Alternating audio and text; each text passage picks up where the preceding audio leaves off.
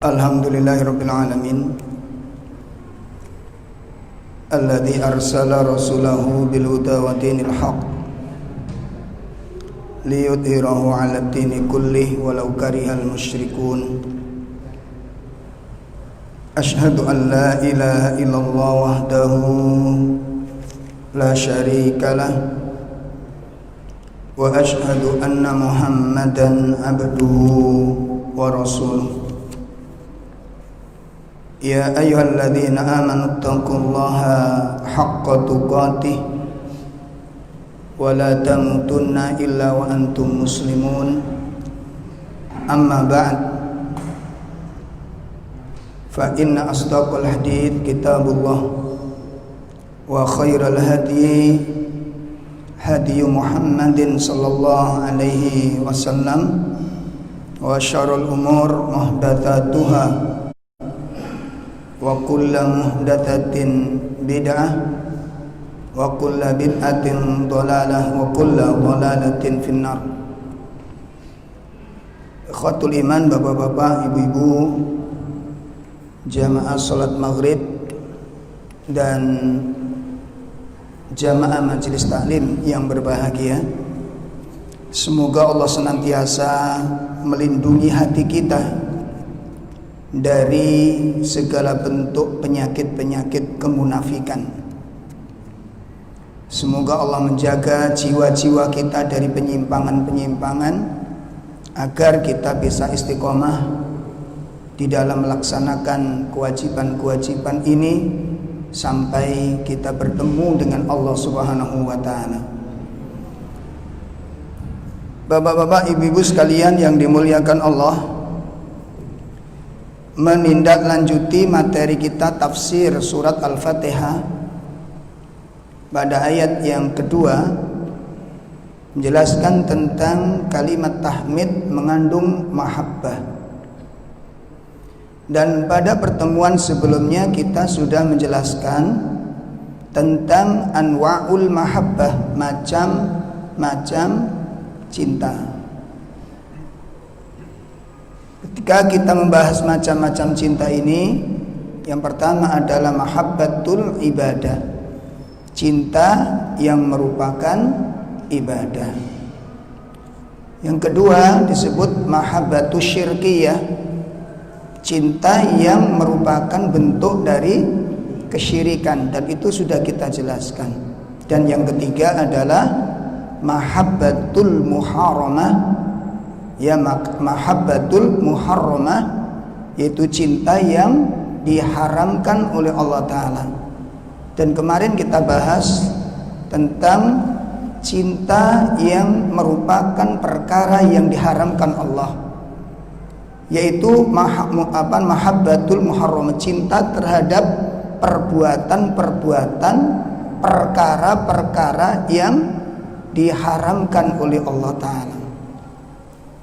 Dan itu kalau ada seorang muslim, ya, kalau ada seorang muslim kok punya kecenderungan, kok punya kecondongan mencintai hal-hal yang dilarang oleh Allah, yang diharamkan Allah, maka tidak bisa diragukan lagi. Tidak diragukan lagi bahwa sifat tersebut yakni kecintaannya kepada perkara yang Allah haramkan itu merupakan tanda-tanda kemunafikannya. Jadi nggak bisa diragukan lagi. Ya, sebab kalau orang mukmin itu tidak mungkin mencintai apa? Perkara-perkara yang Allah haramkan. Tidak mungkin orang-orang mukmin itu ridho dengan kemungkaran. Ya, apalagi menyetujui, apalagi membela. Ya. Nah, di akhir-akhir zaman kita hari ini itu banyak peristiwa-peristiwa terjadi seperti ini. Ya, terjadi jungkir balik orang menilai di dalam menetapkan kebaikan dan keburukan. Jadi, kalau kita lihat potret di dalam tanda-tanda Al-Qur'an yang sudah dijelaskan kemarin, ya, bahwa sifat-sifat orang mukmin itu jelas, ya'muruna bil ma'ruf wa yanhauna 'anil munkar. Orang mukmin itu mengajak orang lain untuk perbuatan-perbuatan yang baik. Ma'ruf dikatakan baik itu Allah yang menentukan baik. Ini dalam catatan kita. Yang dikatakan ma'ruf itu apa yang sudah dikenal baik oleh syariat. Sebab kalau ma'ruf itu dikembalikan kepada manusia, maka berubah lagi nanti, Pak. Bisa dipahami ini? Ma'ruf itu kalau dilempar ke manusia, dikembalikan kepada manusia, itu nanti jadi sesuatu yang relatif. Baik itu menurut siapa? Bisa dipahami ini? Makanya tidak sedikit ketika orang akidahnya lemah, ilmunya lemah, punya pendapat. Apa katanya? Pokoknya saya ngaji itu yang tak pandang baik tak ambil, yang tak anggap jelek tak tinggalkan. Perhatikan kalimat ini. Ini sekilas. Yang tak anggap baik tak ambil, yang tak anggap jelek tak tinggal. Sekilas, benar apa enggak ini? Dalam? Benar. Tapi kalau ditelusuri secara dalam, benar apa salah? Salah. Kenapa? Di mana letak salahnya? Dalam? Nah, yang anggap baik siapa? Dirinya sendiri. Sesuatu yang dianggap baik oleh diri seseorang itu belum tentu dianggap baik oleh syariat.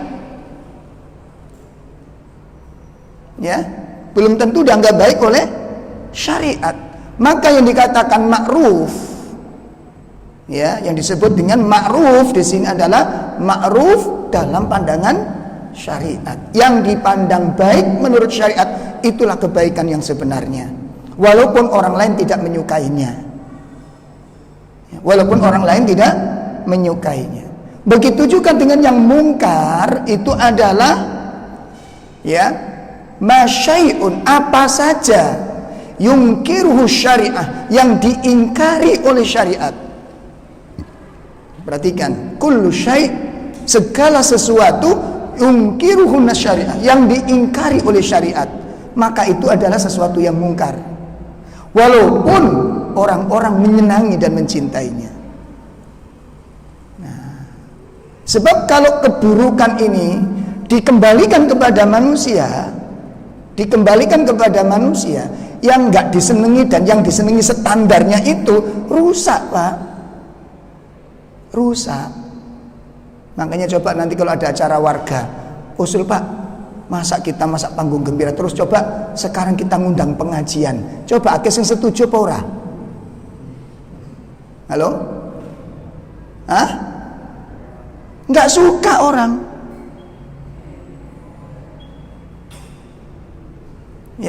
Jadi kalau yang dikatakan mungkar itu apa saja yang diingkari oleh syariat.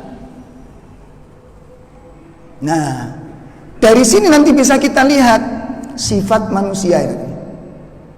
Sifat manusia. Di sini makanya ayat ini, Pak, di dalam surat At-Taubah kemarin ketika kita sudah membahas sifat-sifat orang munafik, ketika membahas mahabbatu muharramah ini, cinta dengan perkara-perkara yang yang dilarang oleh Allah Subhanahu wa taala, mencintai sesuatu yang diharamkan oleh Allah Subhanahu wa taala, itu merupakan perkara-perkara yang merupakan bagian dari sifat-sifat orang munafik, sebagaimana yang kemarin sudah kita bahas, yakni surat At-Taubah pada ayat yang ke-67. Al-munafiquna wal munafiqat ba'duhum min ba'd ya'muruna bil munkar wa yanhauna 'anil ma'ruf. Coba perhatikan ini. Orang mukmin laki-laki dan perempuan yang satu dengan yang lain itu saling membantu. Orang munafik laki-laki dan perempuan antara yang satu dengan yang lain saling membantu. Dalam hal apa? Ya'muruna bil munkar. Perhatikan. Orang-orang munafik itu mengajak manusia, menyuruh manusia untuk berbuat apa? Kemungkaran. Nih, sifat-sifatnya dilihat dari sini. Tapi ini nanti tolong direndam dulu Pak kalau ada yang lihat begini. Jangan nanti ada tetangga kok ngajak orang berbuat buruk. Ini tanda-tanda surat At-Taubah kemarin ini. Jangan begitu dulu. Ya, sampaikan nasihat pendekan. Kenapa kok mengadakan acara seperti ini? Apa enggak ada yang lebih baik? Ya, apa enggak ada yang sepilihan bermanfaat?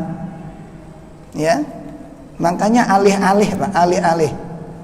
Di tempat kami ketika ada warga mengusulkan supaya menjaga kesehatan dan kebugaran warga, bagaimana kalau kita adakan acara? Kok langsung nyantol nih? Ini kayaknya satu madhab ini. Nah, ide itu bagus. Ya. Usulan itu positif karena mengandung kemaslahatan di dalam urusan duniawi ini.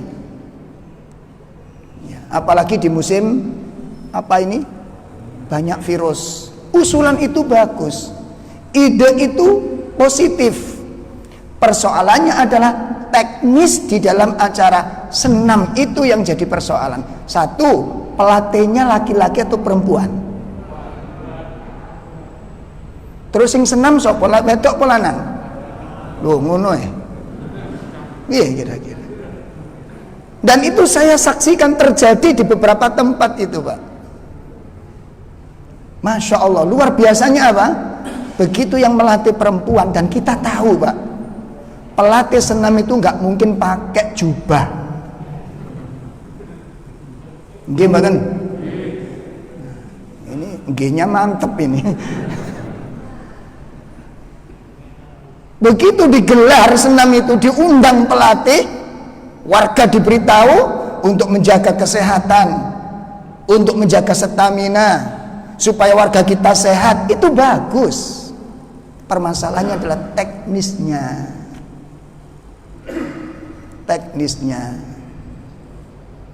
Ya.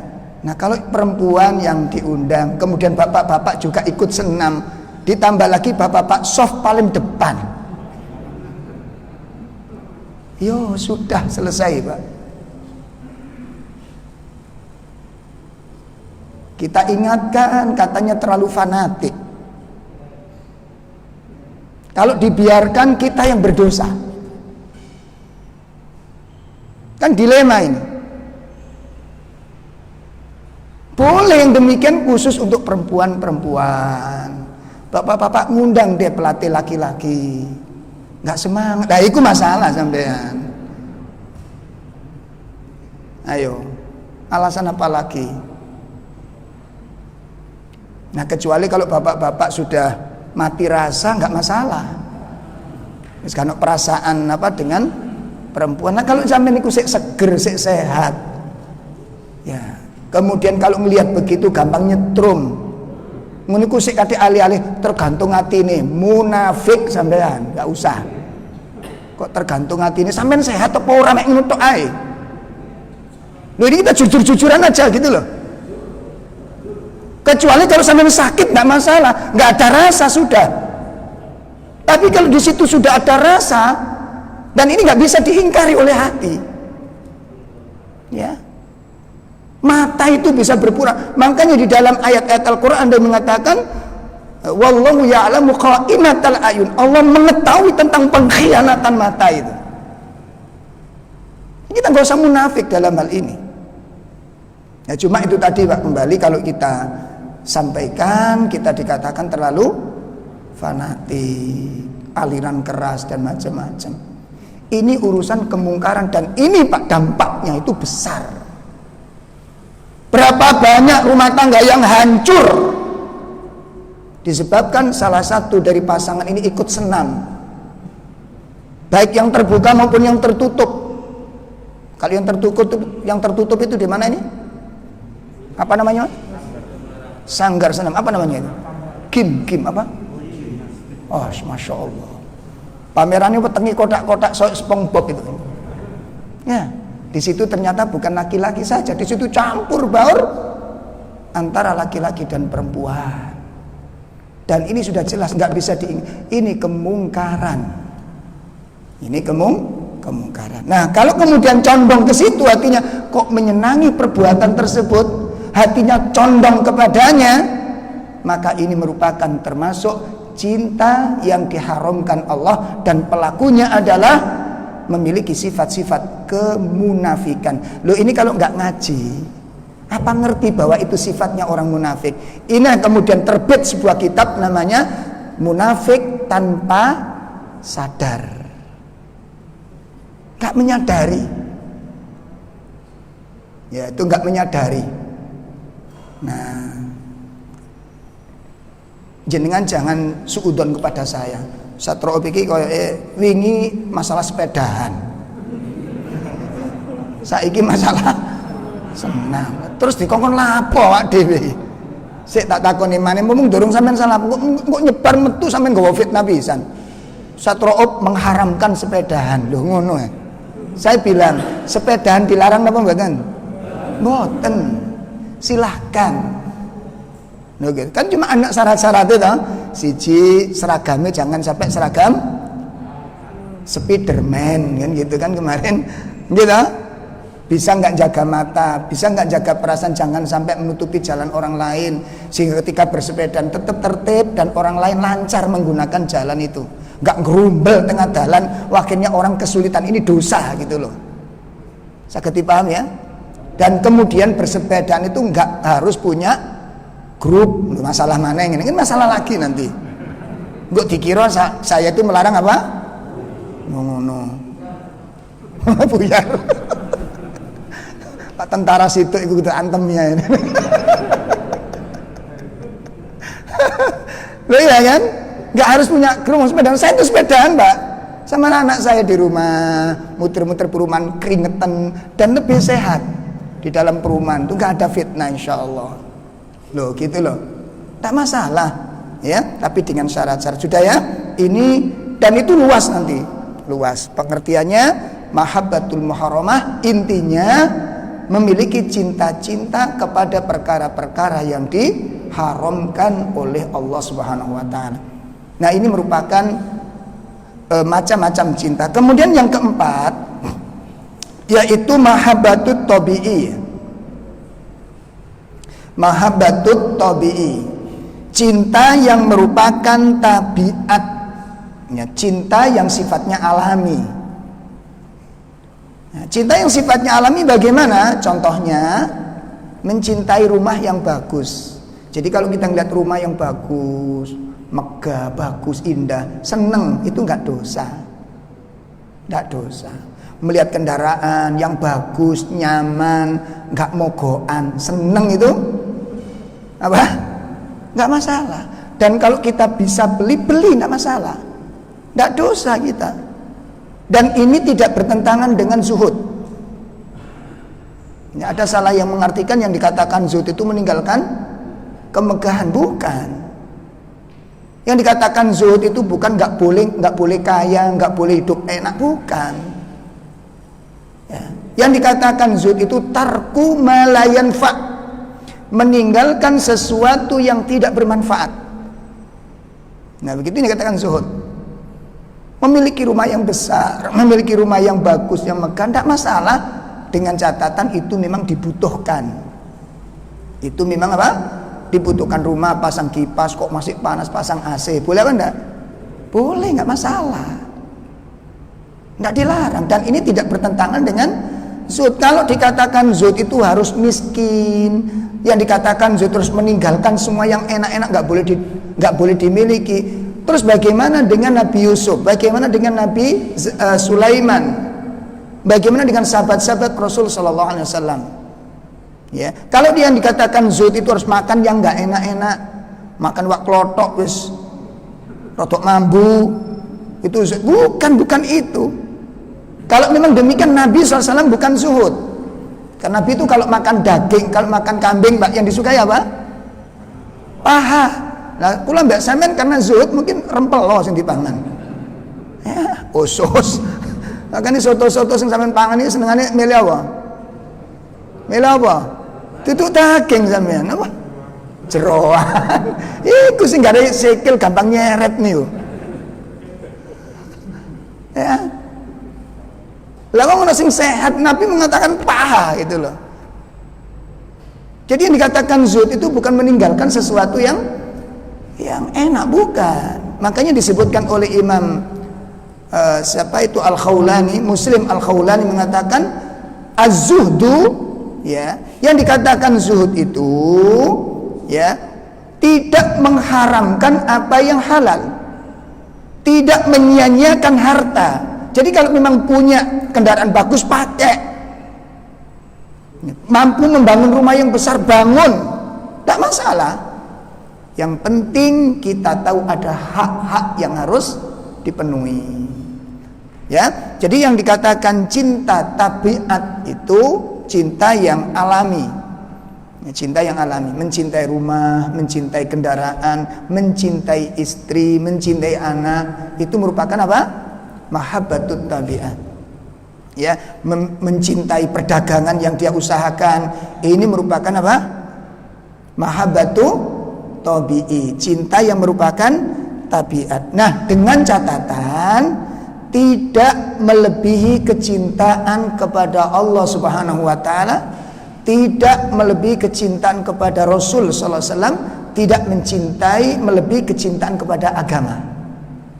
Ya, sehingga rumah yang besar, kendaraan yang mewah, usaha perdagangan yang berkembang tidak melalaikan seseorang untuk taat kepada Allah. Itu yang terpenting.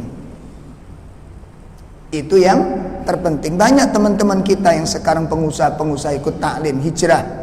Dia pengusaha yang luar biasa, tapi tahu waktunya. Ada waktu untuk sholat, ada waktu untuk taklim, ada waktu untuk baca Quran, dan waktu-waktu ini tidak disia-siakan. Bisa dipahami nih? Jadi itu hal-hal yang mubah. Tapi kalau nanti kecintaan kepada semua ini tadi, mencintai keluarga, mencintai istri, mencintai anak, mencintai perdagangan, mencintai harta, melebihi kecintaan kepada Allah, maka ini masuk di dalam kecintaan yang dilarang.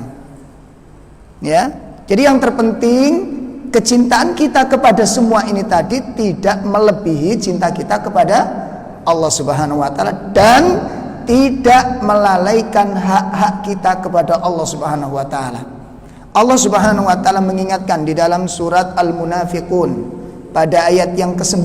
Kita buka surat 63. Ya. Surat 63. Allah tabaraka wa taala menyatakan di dalam ayat tersebut, ya, ayat 9 dan ayat 10. A'udzu billahi minasyaitonir rajim. Ya ayyuhalladzina amanu la tulhikum amwalukum wala auladukum an dzikrillah wa man yaf'al dzalika fa ulaika humul khasirun. Wa anfiqu mimma razaqnakum min qabli an ya'tiya ahadakumul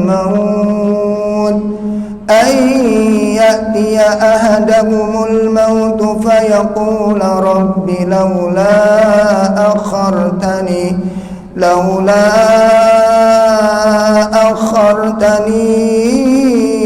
ila ajalin qarib fa asaddaqa wa akum minas salihin. Nah. Wahai orang-orang yang beriman, janganlah harta bendamu dan anak-anakmu melarikan kamu dari mengingat Allah. Dan barang siapa berbuat demikian, maka mereka itu orang rugi. Dan infakkanlah sebagian dari apa yang telah kami berikan kepadamu sebelum kematian datang kepada salah seorang di antara kami. Lalu dia berkata menyesali, ya Tuhan, sekiranya Engkau berkenan menunda kematianku sedikit waktu lagi, maka aku dapat bersedekah dan aku akan termasuk orang-orang yang saleh. Nah, jadi di dalam ayat ini sangat tegas sekali. Allah tidak melarang kita kaya, Allah tidak melarang kita sukses. Ya, Allah tidak melarang kita mencintai keluarga, Allah tidak melarang kita mencintai harta. Tidak dilarang selama kecintaan itu tidak melalaikan apa tadi? Ketaatan kita kepada Allah. Ya, tidak melalaikan kita dari hak-hak yang harus ditunaikan. Tidak melalaikan tentang kewajiban-kewajiban dan hak-hak Allah Subhanahu wa taala. Ini selama itu. Tetapi namun ketika nanti kecintaan kepada harta, kecintaan kepada tempat tinggal, kecintaan kepada pekerjaan, ya, kecintaan kepada usaha yang dia lakukan melebihi dan melalaikan ketaatan kepada Allah, ini yang kemudian dipermasalahkan. Ini yang kemudian diancam oleh Allah Ta'ala. Hal ini sebagaimana disebutkan oleh Allah di dalam surat At-Taubah pada ayat yang ke-24. Surat 9 ayat 24. Ya, dia langsung terjemahnya Ustaz. Katakanlah, jika bapak-bapakmu, anak-anakmu, saudara-saudaramu, istri-istrimu, keluargamu, harta kekayaan yang kamu usahakan, perjalanan yang kamu khawatirkan kerugiannya, dan rumah-rumah tempat tinggal yang kamu sukai, lebih kamu cintai daripada Allah dan Rasul-Nya, serta berjihad di jalannya, maka tunggulah sampai Allah memberikan keputusannya, dan Allah tidak memberi petunjuk kepada orang-orang fasik. Ini jika bapakmu, jika anak-anakmu, jika saudara-saudaramu, jika pasangan-pasanganmu, jika keluargamu, jika hartamu yang kamu kumpulkan, jika perdagangan yang kamu takutkan akan kerugiannya, tempat tinggal lebih kamu cintai daripada Allah dan Rasul-Nya, lebih kamu cintai daripada jihad di jalan Allah Subhanahu wa taala, maka fatarabbasu hatta ya'tiyallahu bi amri. Tunggulah saatnya Allah akan menghancurkan dan membinasakannya. Ini yang diancam oleh Allah. Kenapa kok demikian? Ternyata gitu Pak. Kenapa kok diancam oleh Allah? Ini bukan berarti kita dilarang mencintai anak. Ayat ini tidak melarang kita mencintai istri. Bisa dipahami ini? Ayat ini tidak melarang kita mencintai usaha, tidak.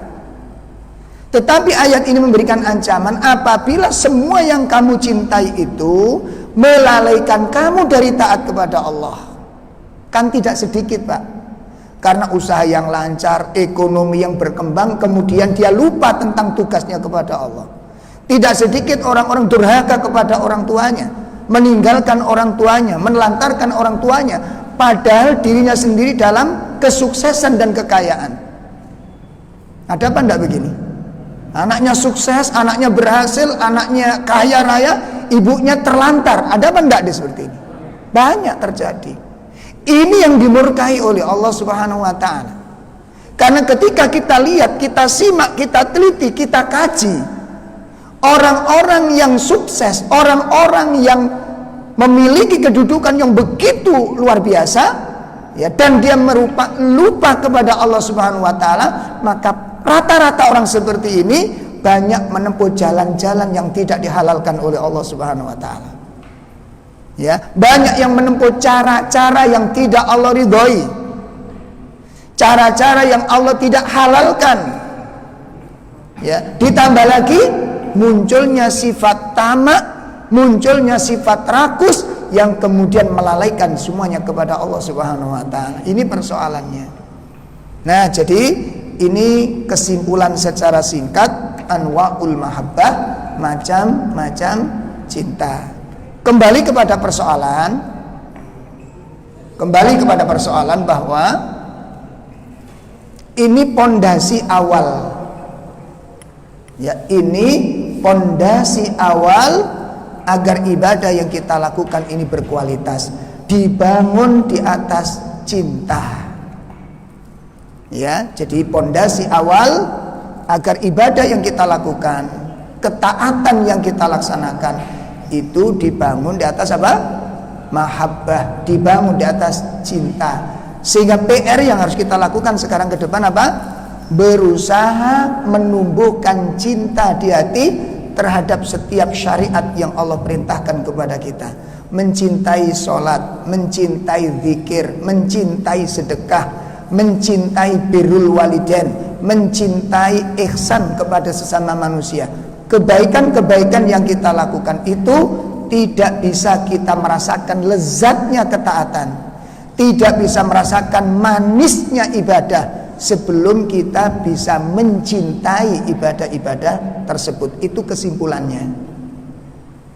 Itu kesimpulannya. Sehingga bapak-bapak nanti kalau ke masjid itu ya, ke masjid, karena cintanya itu tadi, belum sampai di masjid itu nikmatnya sudah bisa dirasakan. Ya, jenengan lihat anak-anak itu kalau diajak, ayo kita sekarang rekreasi ke tempat kolam renang. Coba jenengan lihat wajahnya, ekspresinya, jenengan lihat gimana? Diem atau teriak dengan kebahagiaan? Loh, dia sudah menggambarkan belum sampai, belum berangkat ini. Besok diajak rekreasi sama mbah, kita ke kolam renang. Besok berangkat, senengnya kapan? Senengnya kapan? Kenapa kok bisa merasakan ekspresi demikian? Karena mencintai perbuatan tersebut. Begitu loh. Mencintai perbuatan tersebut, belum melakukan perbuatannya sudah merasakan apa? Nikmatnya. Itu belum melihat, belum terjun. Karena cinta. Mencintai kajian seperti ini nggak mudah, Pak. Coba kita rasakan betul nih. Minta tolong sebentar. Siapa di antara kita begitu mendengar informasi besok ada kajian, terus hatinya seneng? Ayo sopo coba. Kalau memang bisa, alhamdulillah besok ada pengajian, besok ketemu dengan nasihat, besok mendapatkan ilmu. Kalau orang sudah bergairah, itu tanda-tanda dia mencintainya.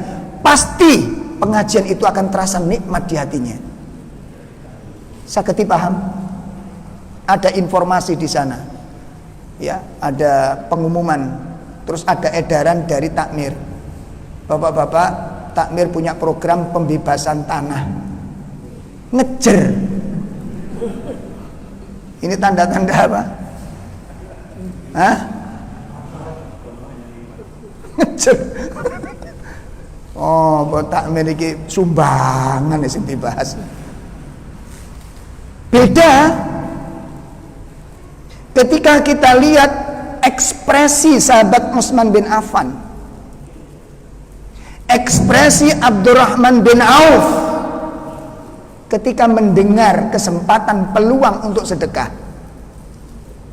Itu maunya Utsman, kesempatan-kesempatan jangan dikasihkan orang lain. Itu Utsman bin Affan. Dia sangat mencintai sedekah. Dia sangat mencintai sedekah. Ya, sampai turunnya ayat ya berkaitan dengan sifatnya Utsman ini. Jadi suatu saat dagangan Utsman itu datang, itu beratus-ratus kendaraan, Pak. Bukan berpuluh-puluh, kena beratus-ratus kendaraan. Begitu mendengar para pedagang-pedagang kalau dagangannya, hartanya Utsman datang, dagangannya Utsman datang, maka pengusaha-pengusaha ini datang ke rumahnya Utsman bin Affan. Langsung mengatakan, "Ya Utsman, aku ambil barangmu itu 2 kali lipat dari kamu yang kamu kulaannya ini. Aku ambil 2 kali lipat." Utsman mengatakan, "Ada nggak yang lebih dari ini?" Langsung ada yang mengatakan, "Aku ambil 3 kali lipat." Ada seorang pedagang yang luar biasa katakan, "Aku ambil yang paling tinggi, 5 kali lipat penghasilannya." Saya yakin, kata pedagang ini, nggak ada lagi orang yang akan mengambil lebih dariku. Apa kata Utsman? Ada nggak yang mengambil 10 kali lipat? Maka para pedagang-pedagang ini pun terdiam. Lalu ada yang mengatakan, "Ya Utsman, ini kedzaliman. Bagaimana mungkin dagangan seperti ini, barang seperti ini Kamu jual 10 kali lipat, kami tawar 5 kali lipat, itu sudah yang tertinggi ya Utsman. Apa kata Utsman? Tidak. Ada yang sudah menawar 10 kali lipat. Ya Utsman, siapakah dia? Utsman mengatakan, aku sudah jual kepada Allah Subhanahu wa taala. Lalu Utsman membaca surat Al-An'am 160, man jaa bil hasanati ya falahu asyru amthaliha. Coba kita buka surat 6 160.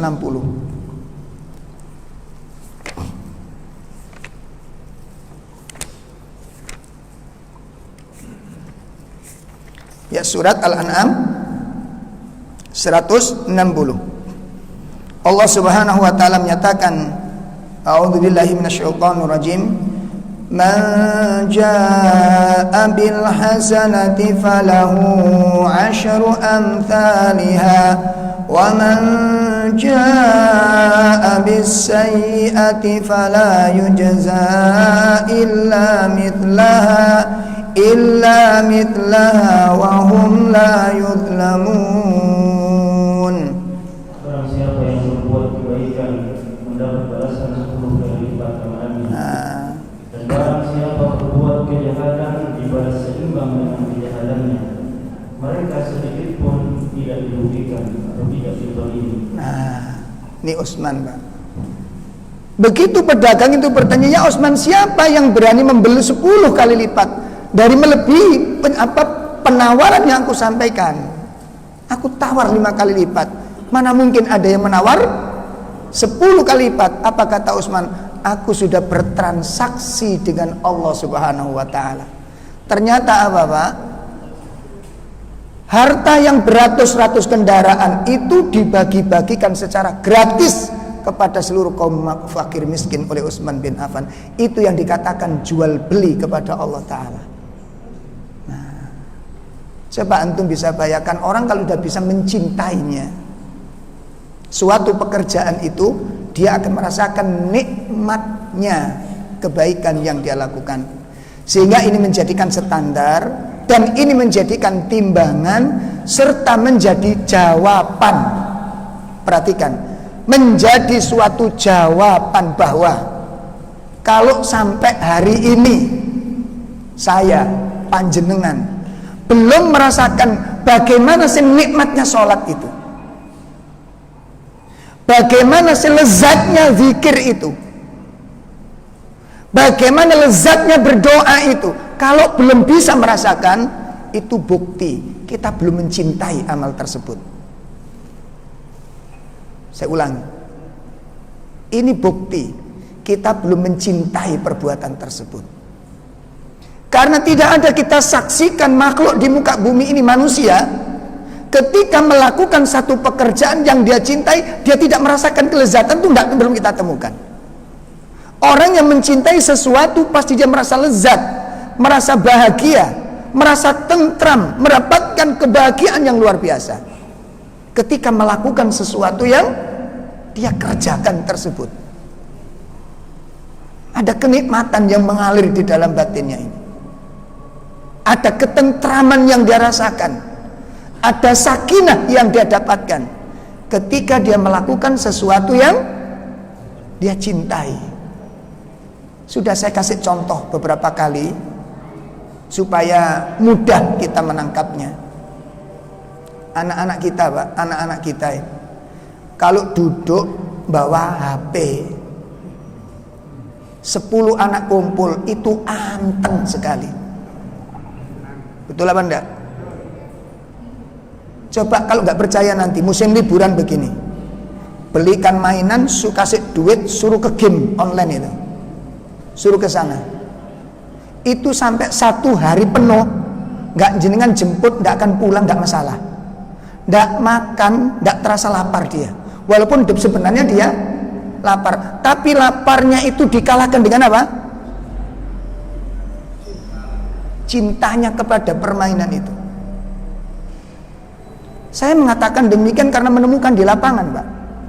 Ada ibu-ibu nyari, pas saya berangkat sholat zuhur itu, ada ibu-ibu nyari anaknya. Kemana Bude? Ini nyari anak ini loh, Ustaz. Wong sampai mulai pagi tadi loh, nggak pulang-pulang. Ini kok gak dijemput, yuk gak mulai sampai asar, Ustaz. Ini jawaban seorang ibu. Dan jenengan pasti melihat seperti itu. Coba ketika anak-anak liburan, musim liburan panjang ini, ketika dia bermain ke rumah temannya yang di situ ada game, coba nggak usah sampean jemput, betah-betahan.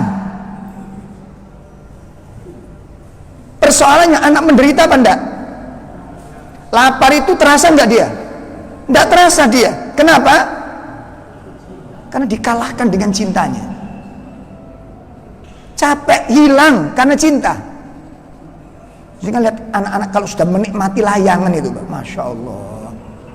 Jalan raya itu nggak pakai sandal, aspal itu, nggak terasa bagi mereka itu. Sebenarnya panas apa enggak? Tapi kenapa mereka kuat? Dalam? Karena dikalahkan oleh cintanya kepada permainan tersebut. Belum lagi kalau ada layangan putus, itu ngejarnya nggak ngeliat bawah Pak itu Pak. Loh bener apa enggak ini? Nggak peduli tanduran ditek-itek, nggak ngerti lumpur akan diloncati, nggak peduli nyebrang kendaraan dia terancam dengan nggak ngurus dia. Dan itu terasa kenikmatan yang luar biasa. Padahal kalau beli, berapa harganya layangan? Dan jenengan dapatkan dengan usaha, keringet, apalagi kalau bawa watang itu, bawa apa namanya? Tongkat, itu nikmat yang luar biasa. Jenengan bisa rasakan kesusahannya, kesengsaraannya, itu dikalahkan oleh apa? Sudah kuncinya di situ. Tidak usah jelimet-jelimet. Kalau sampai hari ini kita belum bisa merasakan nikmatnya sujud, nikmatnya ruku, nikmatnya salat, kok belum bisa merasakan nikmatnya? Rahasianya cuma satu, kita belum mencintai salat ini. Kuncinya sudah. Dan ini nggak bisa dibantah oleh apapun. Lihat anak-anak muda kita, panjenengan simak anak-anak muda kita itu kalau sudah duduk berdiri di depan panggung orkes. Saya nanya sekarang, kalau ngundang orkes yang namanya terkenal itu apa?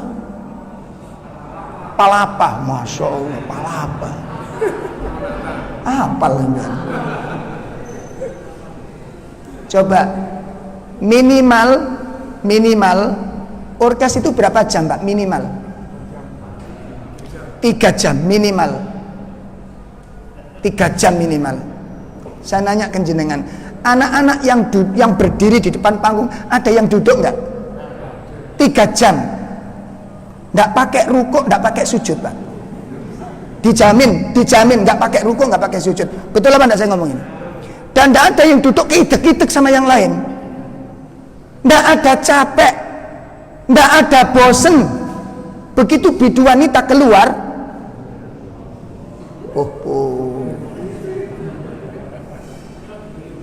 gitar dipetik, gendang dipukul, seruling ditiup, mata merem, tangan diangkat, geleng kepala. Masya Allah, itu lupa segala-galanya sudah. Itu sudah 2 jam, kata penyanyinya, terus apa berhenti? Terus begitu Pak. 3 jam jenengan renungkan, mampu berdiri tanpa istirahat.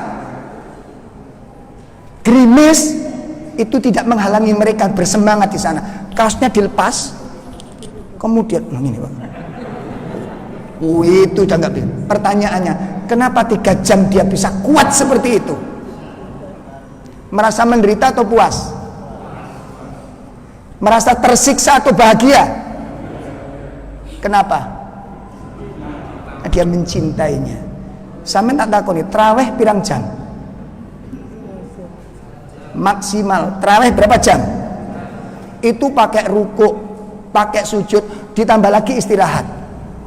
Habis salam istirahat sejenak. Suwe istirahat sedikit, lama sedikit, watuk kabeh to. Betul apa enggak? Ojo suwe-suwe lo nggone nang cepet berdiri, biar cepet. Pertanyaannya, kenapa begitu kita tidak ingin berlama-lamaan bertemu dengan Allah Subhanahu wa taala? Inikah gambaran kita mencintai? Inikah tanda bukti bahwa kita mencintai Allah? Tidak. Orang yang mencintai sesuatu itu tidak ingin berpisah dengan sesuatu, dia ingin cepat berpisah dengan sesuatu yang dicintai. Itu fakta dan itu realita yang di lapangan. Kalau jenengan ketemu dengan orang yang Anda cintai, datang ke rumah Anda, lalu dia langsung pulang, Anda kecewa di situ. Kenapa begitu sebentar sampai datang ini? Betul apa enggak? Kita ingin berlama-lamaan. Kalau lama duduk bersama orang yang dicintai, itu enggak terasa, Pak. Enggak terasa karena duduk dengan orang yang dia cintai. Tapi beda dengan orang yang tidak Anda cintai. Bisa dipahami ini? Ini jawaban yang sederhana, kunci rahasia kita selama ini. Jadi kalau selama ini Pak puasa merasa tersiksa, ngaji tersiksa, lama sedikit menderita, itu jawaban bahwa kita belum mencintai ibadah-ibadah ini. Kita belum mencintainya. Bukan bebannya yang masalah, bukan persoalannya yang berat, tapi persoalannya di hati kita belum mencintainya. Oleh karena itu, ini kalau hilang Mbak, Masya Allah, ini merupakan musibah yang paling mengerikan. Ketika orang tidak menyadari di dalam melaksanakan ibadah ada sesuatu yang hilang. Apa itu? Tidak merasakan lezatnya ibadah. Itu merupakan musibah bagi ahli ibadah. Saya ulangi. Ketika ahli ibadah kehilangan rasa nikmatnya di dalam ibadah dan dia tidak menyadarinya, ini merupakan musibah yang paling mengerikan. Ini pilar pertama agar ibadah ini berkualitas. Insya Allah nanti berbeda Pak, pasti berbeda.